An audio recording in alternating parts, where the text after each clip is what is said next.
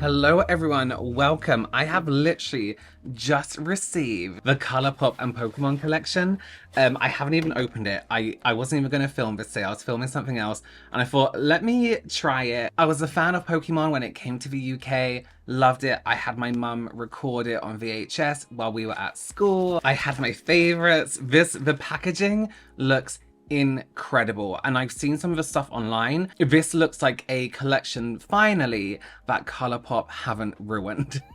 If you're ever doing a ColourPop shop and want a discount, I do have an affiliate link down below in the description box, actually where all my discount codes are as well. My discount code for ColourPop is just all capitals Robert, that's it. And it'll get you a discount on products that aren't already discounted. So if you wanted to buy like the whole collection altogether, that's already discounted, so you can't use discount code, you know what I mean? But if you just wanted individual items, you're all good. So we have in this collection the eyeshadow palette, which is 24 rainbow shades from soft pastels to fun brights. Super Shock shadows, my favorite formula I think ever is a Super Shock anything. The PH lip balm, these look really fun, really exciting. The lip mask as well, that's in a little Pokemon ball. Ultra glossy lip trio, these are like just free lip glosses. Instant Crush cream blush. Now the cream blush is one of the ones I was really excited about because I saw this purple. I was like, I need to absolutely use that. So let me just unpackage everything here. Let's go into the palette. I don't even know what to do. So I had to switch to a different day because it got so hot in my office. Okay, so the lip mask tasted a bit weird. It was like popcorn and dog's feet. You know when I get like Dorito cheesy feet? Kind of like that. So I guess nice. Okay, the eyeshadow palette. This was a mixture of different textures. This green was particularly difficult to kind of blend and move around. It was very stuck, like it would really stick. And it wasn't my eyeshadow primer. I used this primer with all bases and I've used it with ColourPop mattes before.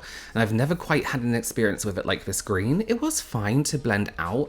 Eventually you do just kind of have to work a little bit with it to eventually get to a point where you could actually move it around. You'll see it just doesn't move, and I'm having to press actually quite hard and keep having to go in and pick up color and put it down and pick up color and put it down. So that's my one complaint with the eyeshadow palette. I went in with a color case for a cut crease, which actually wasn't even worth my time because I chose the wrong color. It was too dark, not dark, but too muted against the green, so it didn't really show up. I went with this deeper color, this deeper green on the outside corner. This blended beautifully on top of the other green. It was really, really nice. And it's quite easy to work with. I don't know what I did in that outside corner there. That chicken pox mark ruins everything. But it was a really nice, deep, rich color and it just blended so nicely. And sometimes you can get a bit of trouble blending with a lot of mattes when it comes to more affordable products. I then went in with this shimmer. This was so beautiful. All the shimmers in this palette are. I had a little swatch afterwards. And this is why there's no point in doing that cut crease. I suppose the base did help this stand out a little bit more. But it was so nice. I wish they would show up nice on camera, but that's just the way. I gently blended that in. And then I used a little bit of this pink on the inside corner. Just to give it a touch of something I thought would be cute. And I kind of wanted to use that pink and green work nicely together as well. Again, blended really nicely. I did a little bit of my concealer just to tidy up before I did underneath the eyes. And I went back in with that deeper green underneath the eye. There wasn't a lot of fallout, which was really nice. Although I'm leaning across to make sure there isn't any more, there wasn't a lot of fallout at all. It was really, really nice. I went in with a gel liner from ColourPop. You see I have a whole box of these. I love these. They're just incredible. They last a long time on the waterline. This cream blush, I loved this so much. I don't know if it's different from the other cream blush formula, but now I'm like, okay, I need to go back and try those other cream blushes because this was so beautiful. The way it blended, the color, it was just stunning.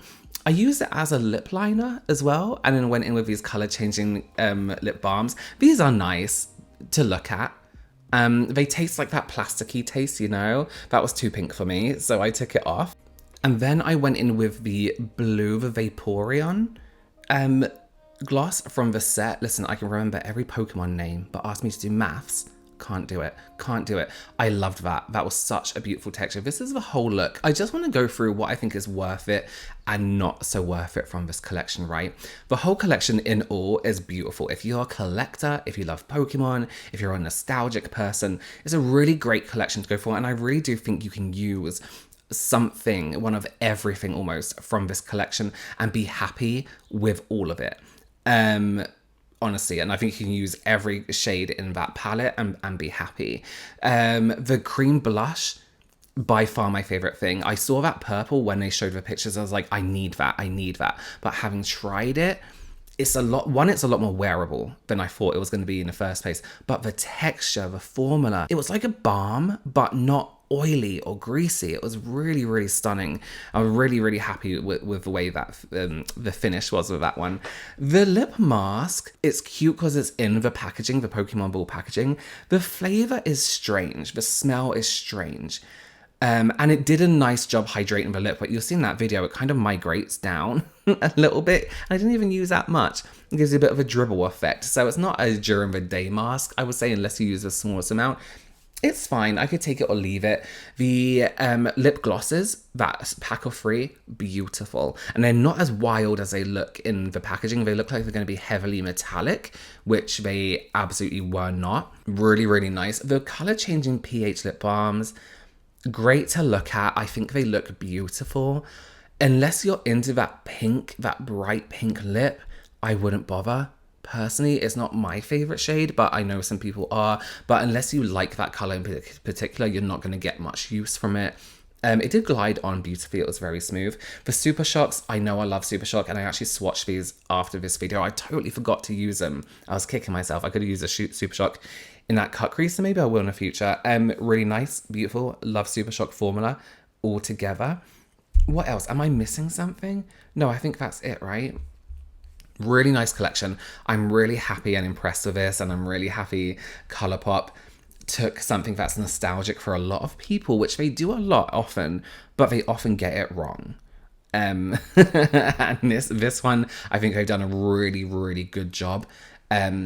Especially with the color ranges in the blush. Usually we just get a light pink and like a medium pink from them, but we've got that red, we've got that purple, and we've got that pink. I think it's a really, really nice choice of colors. They've gone well with the themes, with the Super Shocks, having those 3 starter Pokemons there, and the names in the palette, which I wish I could see on the screen, but I can't. But they have really, I mean, the palette altogether is called Palette Town.